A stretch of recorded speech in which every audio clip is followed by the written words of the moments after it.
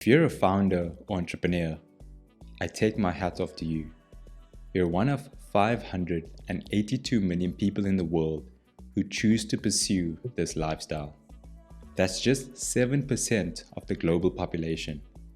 And all of us have our different reasons for being a founder, but we do have one thing in common.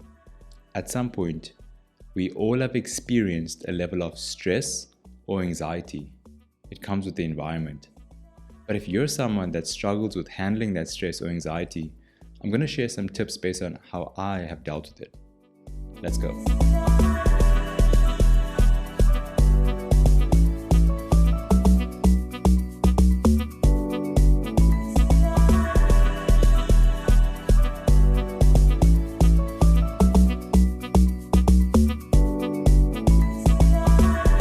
Firstly, I want to differentiate between stress and anxiety. The cause of chronic stress is usually triggered by external pressures or demands such as financial trouble or you're not able to meet client deadlines within your business. Whereas anxiety is internal and caused by excessive worrying or fear of potential future events. And of course, the uncertainty that brings. It's more persistent. Now, I just have to make this clear. The reasons we experience stress or anxiety are valid. We have to acknowledge that by choosing this lifestyle to be an entrepreneur, it comes with great responsibility. You are responsible for a lot. Firstly, supporting yourself. If you have a team, you have to pay salaries. You have other business expenses, paying for software, maybe an accountant, rent, printing. It's a lot.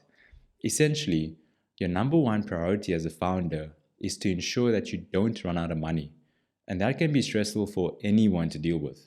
You work long hours, you may start to neglect your health, you eat poorly, you don't exercise, you don't sleep well, you don't maintain relationships. All of these are unhealthy habits. What you're doing is not coping well and developing these unhealthy habits, which of course are not sustainable. Now, if you continue down this road, it's not going to end well. Having coping mechanisms leads to short-term symptoms, but long-term symptoms can be chronic illness or disease, and that's no joke. But you can cope, and you don't have to go through this alone. I'm here to help. The first tip that I want to share with you is accept the feeling. Don't fight it. Because we're logical beings, we want to attach a thought to what we're feeling. For example, when I'm feeling stressed out, I feel this heaviness here, and what my mind does is try to provide an explanation for that feeling. Oh, because we submitted the work late, our client's not going to be happy. They will terminate the contract. We won't get paid. My mind just made that up. And the mistake that I made was taking that to be true. I should have accepted the feeling, embraced it, and then let it pass. Because the truth is, nothing is permanent. And that feeling will pass. The second tip that I would like to share is talk about it. What happens when you take a Coke bottle, expose it to external pressure, shake it, throw it around, and then open it up? It explodes. We are the same.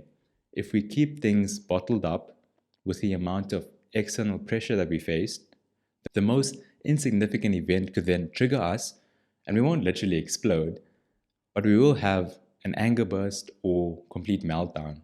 Find someone or people that you can talk about it to. You think you're alone, but there's more of us out there than you know. Find your support system, even if it's a family member or friends. Those that are not founders or entrepreneurs may not understand, but I bet that they love you and are willing to just listen and be there for you. You have to learn how to express yourself and what you're feeling. And believe me, I know that this is a difficult skill to learn. I mean, it took me years to learn how to express what I'm truly feeling. And how I learned to do that was learning about the 5 core emotions. And I want to quickly walk you through that. We feel happy, we feel sad, we feel mad, we feel disgust, and we feel afraid. These are the 5 core emotions that everything else builds upon. So talking to someone and getting them to ask you questions to find what's behind that emotion will help you release it and essentially feel free and be free from that feeling. The third tip that I would like to share is Switch your perspective. Where attention goes, energy flows. If you continue to focus on what is not going well, you're going to see more of things that are not going well.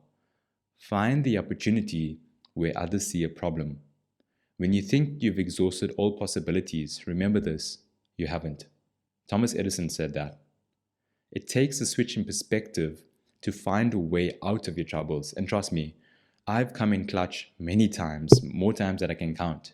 I always believed that I could find a way out of it. And along with that belief, I switched perspective and got out of it. I hope these were helpful. I just want to emphasize that we may not think that dealing with stress or anxiety is important in the moment. And of course, we have more important things to do, but it's way better to have preventative care than to find ways to dealing with the long-term symptoms.